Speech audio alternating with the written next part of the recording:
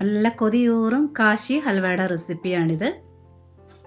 കാശി ഹൽവയിൽ അരിപ്പൊടി, മൈദ, കോൺഫ്ലോർ ഇതൊന്നും ചേർക്കത്തില്ല. കൂടുതലായിട്ട് ഇത് പഞ്ചസാരയിലാണ് ചെയ്തെടുക്കാറുള്ളത്. ഞാനിത് ശർക്കരയിലാണ് ചെയ്ത് കാണിക്കുന്നത്. ഇത് കുമ്പളങ്ങയിലാണ് ചെയ്തെടുക്കുന്നത്. സാധാരണ ഹൽവ എന്നൊക്കെ പറയുന്നത് പീസായിട്ടൊക്കെയാണല്ലോ എടുക്കാറുള്ളത്. ഇതങ്ങനെയല്ല, ഇതിങ്ങനെ കട്ടിക്ക് ഇങ്ങനെ ഡ്രോപ്പായിട്ട് വീഴുന്ന ഒരു കൺസിസ്റ്റൻസിയിലാണ് ചെയ്തെടുക്കാറുള്ളത്. ഞാനിവിടെ ഒരു മീഡിയം സൈസ് കുമ്പളങ്ങയുടെ പാതി എടുത്തിട്ടുണ്ട്. നല്ലവണ്ണം കഴുകി എടുത്തതിന് ശേഷം ചെറിയ പീസുകളാക്കി മാറ്റിയിട്ടുണ്ട്. ഇനി കുമ്പളങ്ങ നല്ലവണ്ണം ഇതൊന്ന് ഗ്രേറ്റ് ചെയ്തെടുക്കണം. കുമ്പളങ്ങ ചെറുതായിട്ട് കൊത്തിയരികയോ മിക്സിയിലടിക്കുകയോ അങ്ങനെയൊന്നും ചെയ്യരുത്. ഇതുപോലെ തന്നെ ഗ്രേറ്റ് ചെയ്തെടുക്കുന്ന ഒരു റെസിപ്പിയാണ്. കുമ്പളങ്ങയുടെ പീസുകൾ ഇങ്ങനെ വളഞ്ഞായിരിക്കുമല്ലോ എപ്പോഴും ഇരിക്കുന്നത്. അപ്പം ഇതുപോലെ ഗ്രേറ്റ് ചെയ്ത് പകുതി വരെ ഒന്ന് ഗ്രേറ്റ് ചെയ്ത സമയത്ത് നടുഭാഗങ്ങളൊക്കെ ഗ്രേറ്റ് ചെയ്യാതെ പറ്റാതെ വരും. അപ്പോൾ എന്ത് ചെയ്യണമെന്ന് വെച്ചാൽ ഒരു കത്തി എടുത്തുകൊണ്ട് ഇതൊന്ന് 2 പീസാക്കി മാറ്റണം. ഇതുപോലെ എന്നിട്ട് അങ്ങ് ഗ്രേറ്റ് ചെയ്യുക. അപ്പം നല്ല തൊലി മാത്രമാക്കിയിട്ട് ബാക്കി ആ വെള്ള ഭാഗം മൊത്തമായിട്ട് ഗ്രേറ്റ് ചെയ്ത് കിട്ടുമേ. നമ്മളിപ്പോൾ തൊലിയെല്ലാം ചെത്തിയതിന് ശേഷമായി ഇതുപോലെ ഗ്രേറ്റ് ചെയ്യുന്നെങ്കിൽ ലാസ്റ്റ് ആകുമ്പോഴത്തേനും നമ്മുടെ ഒന്ന് സ്ലിപ്പാവുകയോ എല്ലാം ചെയ്ത് കഴിഞ്ഞാൽ ആ ഗ്രേറ്ററിൽ കൈ മുറിയാൻ ചാൻസ് ഉണ്ട്. തൊലിയോടുകൂടി ഇതുപോലെ ഗ്രേറ്റ് ചെയ്യുന്നതാണ് ബെറ്റർ. എല്ലാം ഗ്രേറ്റ് ചെയ്തെടുത്തിട്ടുണ്ട്. ഇനി കുറച്ചേറെ വെള്ളം ഇതിൽ വന്നിട്ടുണ്ട്. ചില കുമ്പളങ്ങയിൽ ഇതിലും വെള്ളം കാണും. ഈ വെള്ളം ഒന്ന് മാറ്റാനായിട്ട് ഒരു അരിപ്പയ്ക്കകത്തോട്ട് ഒരു 5 മിനിറ്റ് നേരം ഒന്ന് മാറ്റി വയ്ക്കാം. ഇനി ഇതിൽ പ്രസ് ചെയ്യുകയൊന്നും വേണ്ട, അതങ്ങനെ വെച്ചാൽ മതി. ഒരു 5 മിനിറ്റ് ആകുമ്പോഴത്തന്നെ അതിൻ്റെ അടിയിലൊക്കെ കുറച്ച് വെള്ളം വരും. ആ വെള്ളം നമുക്ക് ആവശ്യമായിട്ടും വരുമേ, അതങ്ങോട്ട് മാറ്റി വയ്ക്കാം. അഥവാ നമ്മളിത് യൂസ് ചെയ്തിട്ടില്ലെങ്കിൽ അങ്ങനെ കുടിക്കുകയോ അല്ലെങ്കിൽ ഒരു നാരങ്ങ പിഴിഞ്ഞൊഴിച്ച് നാരങ്ങ ജ്യൂസായിട്ട് കുടിക്കുകയോ ഒക്കെ ചെയ്യാം. വേസ്റ്റ് ആകുന്നില്ല. ഇനി ഒരു ബീറ്റ്റൂട്ടിൻ്റെ ഒരു ശകലം ആവശ്യമായിട്ട് വരുന്നുണ്ട്. ഞാനൊരു ചെറിയ ബീറ്റ്റൂട്ട് നല്ലവണ്ണം കഴുകി എടുത്തിട്ടുണ്ട്. അതിൻ്റെ ഒരു ഭാഗത്ത് ശകലത്തൊലി മാറ്റിയിട്ടുണ്ട്. ഇനി ഇതുപോലെ ചെറിയ ഗ്രേറ്റർ ഉപയോഗിച്ചിട്ട് ഒന്ന് ഗ്രേറ്റ് ചെയ്തെടുക്കാം. ഒരുപാട് വേണ്ട, 1 സ്പൂൺ വരുന്ന രീതിയിൽ ഗ്രേറ്റ് ചെയ്തെടുത്താൽ മതി. ഇത് പെട്ടെന്ന് തന്നെ വെന്ത് കിട്ടാനായിട്ട് ചെറിയ ഗ്രേറ്ററിനകത്ത് ഉരച്ചെടുക്കുന്നത്.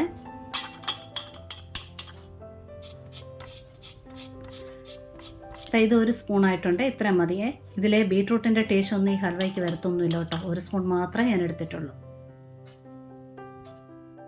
ഇനി ചൂട് കട്ടിയുള്ള ഒരു കടായി വെച്ചിട്ടുണ്ട്. 1 സ്പൂൺ മാത്രമേ ഇപ്പം നെയ്യ് ഒഴിച്ചിട്ടുള്ളൂ. കുറച്ച് കാഷ്നട്ട്, നിങ്ങൾക്ക് ആവശ്യം എത്രയുണ്ടോ അത്രയും കാഷ്നട്ട് ഇട്ടിട്ട് ഒന്ന് സാധാരണ വറുത്തെടുക്കുന്ന പോലെ ഒന്ന് വറുത്തെടുക്കാം.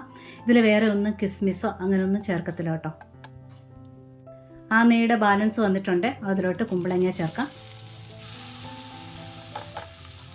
ഇനി ഇതിൽ നല്ലവണ്ണം ഒന്ന് വെന്ത് വരണം.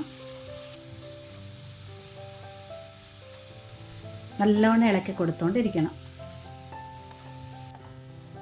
ഒരു 10-12 മിനിറ്റെങ്കിലും വേണ്ടി വരും. നന്നായിട്ട് ഇളക്കി കൊടുത്തിരിക്കണം. നല്ലവണ്ണം വെന്തും വരണം. നമ്മളിപ്പോൾ തീ കൂട്ടി കൊടുക്കുകയാണെന്നുണ്ടെങ്കിൽ പെട്ടെന്ന് ആ വെള്ളം അങ്ങ് വറ്റും. ഇത് വേഗത്തുമില്ല. അങ്ങനെയുണ്ടെങ്കിൽ വെള്ളം വറ്റിയിട്ടുണ്ടെങ്കിൽ നമ്മൾ ആ കുമ്പളങ്ങയുടെ നീര് മാറ്റി വെച്ചിട്ടില്ലേ, അത് കുറേശ്ശായിട്ട് ഒഴിച്ചു കൊടുക്കാം. വെന്തില്ലെങ്കിൽ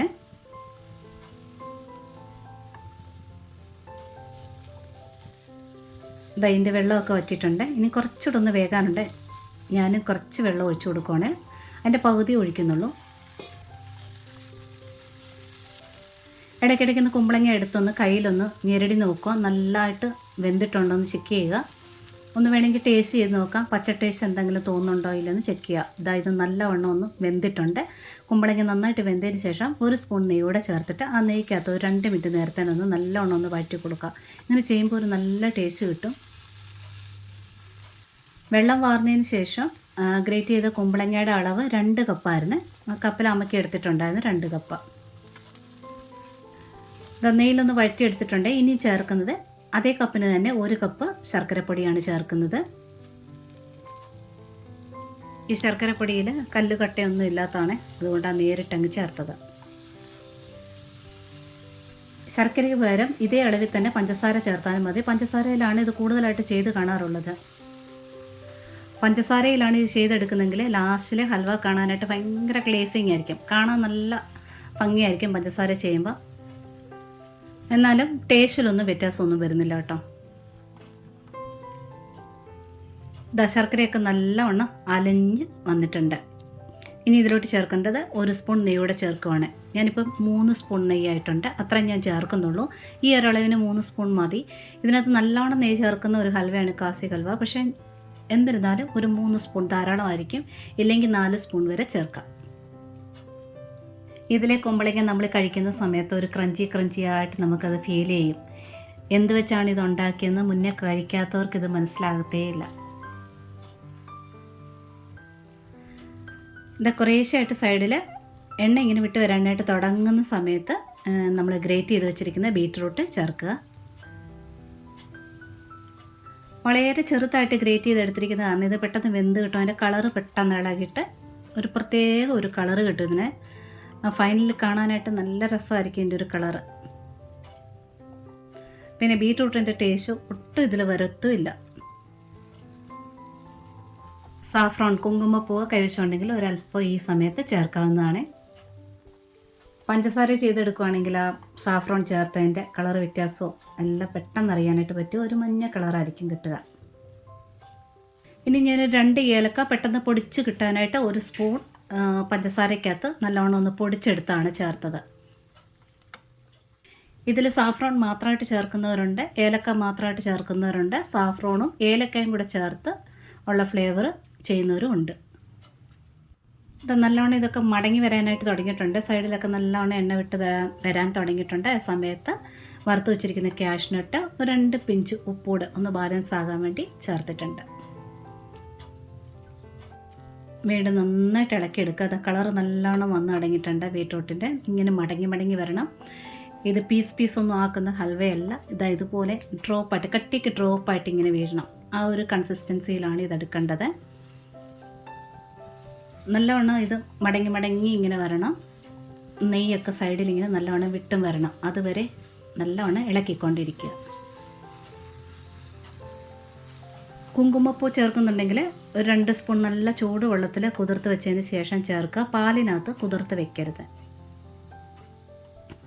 ഞാൻ ഇതിനകത്ത് ഒരുപാട് നെയ്യ് ചേർത്തിട്ടില്ല, കറക്റ്റായിട്ടുള്ള ഒരളവ് ചേർത്തിട്ടുള്ളൂ. നമ്മൾ വീട്ടിലൊക്കെ ഉപയോഗിക്കാൻ ഈ ഒരളവ് മതിയാകും. ഇത് ഫംഗ്ഷനിലൊക്കെ വിളമ്പുന്ന സമയത്ത് നല്ല നെയ്യായിരിക്കും. അത്രയൊന്നും ഞാൻ ചെയ്തിട്ടില്ല. ഇതൊരു കറക്റ്റ് അളവിലാണ് ഞാൻ ചേർത്തിട്ടുള്ളത്. 3 അല്ലെങ്കിൽ 4 സ്പൂൺ വരെ ചേർക്കാം. ഇതുപോലെ ട്രൈ ചെയ്ത് നോക്കുക. പിന്നെ ഇഷ്ടപ്പെട്ടിട്ടുണ്ടെങ്കിൽ ആ ലൈക്ക് ബട്ടൺ ഒന്ന് പ്രസ് ചെയ്ത് സപ്പോർട്ട് ചെയ്യാൻ മറക്കല്ലേ.